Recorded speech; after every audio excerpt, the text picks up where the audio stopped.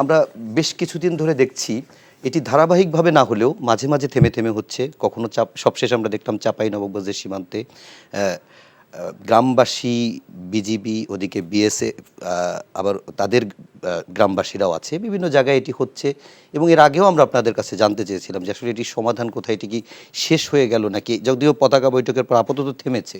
আমি একটু আপনার কাছে জানতে চাই যে এটি কেন হচ্ছে এবং এটি আসলে সমাধানের কোনো লক্ষণ স্থায়ীভাবে দেখছি কিনা আপাতত। ধন্যবাদ। আমি আপাতত খুব ভালো সমাধান দেখিনি। এটার একটা সমাধান হচ্ছে শেখ হাসিনা এসে আবার প্রাইম মিনিস্টার হওয়া। এছাড়া এটা সহজ সমাধান নেই। কেন আমি আসছি সেই জায়গায়? এটা কি সম্ভব? না, একেবারেই সম্ভব না। সেই কারণে এটা সমস্যাটা থাকবে লম্বা সময়। আমি সেটাই বলতে চেয়েছি প্রকারান্তরে।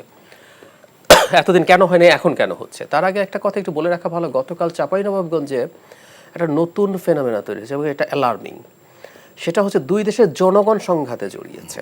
মানে আমরা সীমান্ত তৈরি করি, দেশ তৈরি হয়, কিন্তু সীমান্তের আশপাশের মানুষরা তো আসলে প্রজন্মের পর প্রজন্ম শত শত বছর থেকে জীবনযাপন করে। তাদের এক ধরনের যোগাযোগ, তাদের এক ধরনের আন্ডারস্ট্যান্ডিং থাকে।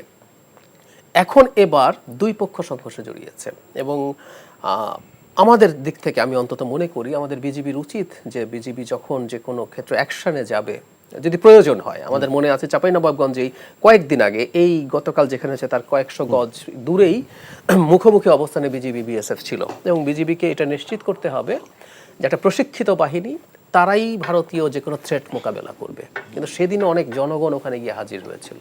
এটা রিস্কি। এবার ভারতের দিক থেকে আসো, সো একটা জায়গায় যদি এটা ঘটে, এই উত্তেজনা কিন্তু দেশের বিভিন্ন সীমান্তে ছড়িয়ে যেতে পারে এবং এই ছড়িয়ে পড়াটা ইটসেলফ প্রবলেমেটিক। গতকাল সীমান্তে ভারত আন্তর্জাতিক আইন ভেঙে টিয়ার সেল এবং সাউন্ড গ্রেনেড ব্যবহার করেছে, এটা আইন ভেঙেছে তারা, কিন্তু তারা আরও বেশি কিছু করতে পারে। এখন ঘটনাটা হচ্ছে, আমি কেন বলেছি সমাধান আছে কি না, কারণ তাহলে আমাদের কারণটা বুঝতে হবে। আমরা জানি একই রকম একটা সংকট চলছে দহগ্রাম, আমাদের যে ছিটমহল আছে সেটাই। সেখানে যখন এই কাঁটাতারের বেড়া দেওয়া হয়েছে, শুধু সেটা না, যে 3 বিঘা করিডোর দিয়ে আসা যাওয়া হয়। আমি একটা দীর্ঘ রিপোর্ট পড়লাম একটা বিদেশি পোর্টালের বাংলা ভার্সনে। সেখানে বলছে যে ইদানিং এই 3 বিঘা দিয়ে ট্রাক বাসও ঢুকতে দেওয়া হচ্ছে। মানে এখানে প্রায় 20,000 মানুষ, এটা কিন্তু অনেক বড় ছিটমহল, সেখানে ট্রাক ঢুকতে দেওয়া হচ্ছে না। আপনি পণ্য তাহলে কিভাবে আনবেন, মানে চেক টেক করা ছাড়া।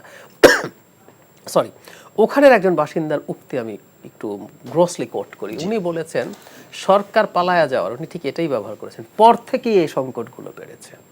এগুলো এই কাঁটাতারের বেড়া দেয়া এবং এই পরিপূর্ণ চলাচলেও সংকট তৈরি করা হচ্ছে। তার মানে আমরা শেখ হাসিনার পতন এবং পালিয়ে যাওয়ার সাথে এই বর্ডারের ক্রাইসিসগুলোকে আমরা অ্যালাইন করতে পারি, একত্র করতে পারি।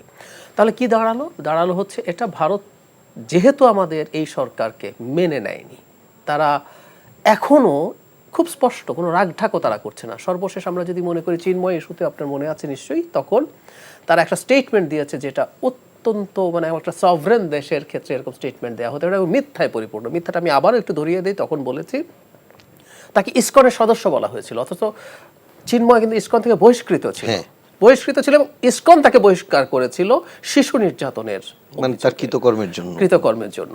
তো সেটাকেও মানে তারা ডিসইনফরমেশন সরকার ছড়িয়েছে, আমি মিডিয়ার কথা বাদই দিলাম। সুতরাং এই সীমান্তে যে সংকট চলছে, এই সংকটের সাথে অনিবার্যভাবেই ভারতের সরকারের এই ধরনের অ্যাটিটিউড আছে এবং এটা এখন একটু কমবে, বাড়বে, আবার কখনো হবে, কমবে, আবার হবে। এইটা প্রবণতা কম বেশি চলবে এবং আমাদের সরকারকে, এই সরকার বা পরবর্তী সরকার, যে কোনো সরকারকে ভারত একটা বৈধ সরকার হিসাবে যতদিন মেনে নেবে না, এই ঝামেলা তারা করবে। এবং আমি মনে করি, আপনাকে আমি শুরুতে যে কথাটা বলেছিলাম যে শেখ হাসিনা হলে হয়তো সমাধান হতো, ভারতকেও একটা সময় আসলে মেনে নিতে হবে শেখ হাসিনার মতো কেউ আর আসবে না।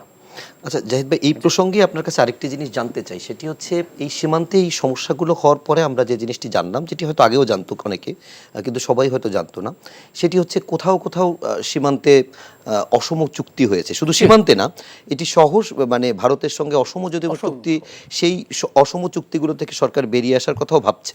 কিন্তু সীমান্তের এই সংকটের বা এই অস্থিরতার সাথে এই অসম চুক্তিগুলোর কোনো মানে কানেকশন আছে কি? একটা আছে অন্তত। যেমন ধরুন, এই যে কাঁটাতারের বেড়া নিয়েই প্রায় সব জায়গায় সমস্যা হচ্ছে। এর মধ্যে নিয়মটা হচ্ছে শূন্য রেখা, দু দেশের একেবারে মেইন বর্ডার যেখানে, তার থেকে দুই পাশেই 150 মিটার জায়গা ফাঁকা রেখে স্থাপনা নির্মাণ, যেটা নোম্যান্স ল্যান্ড বলা হয়। No man's land.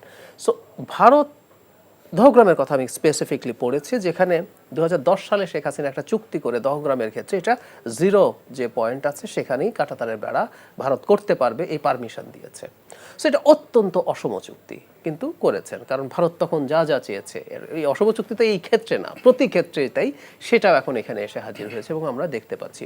এখন বিপদ যেটা হচ্ছে সেটা হলো যেটা যদি চুক্তি হয়ে থাকে, আমরা সবগুলোকে তো মোস্টলি চুক্তি বলে ফেলি, যদি চুক্তি হয়ে থাকে, যে চুক্তি ছিল, MOU থাকে। So, হ্যাঁ এমওইউ হয়তো আমি বেরিয়ে আসতে পারি, কিন্তু অ্যাগ্রিমেন্ট যেটা, সেটা লিগ্যাল ইমপ্লিকেশন আছে, এটা থেকে বেরিয়ে আসা আসলে এত সহজ না।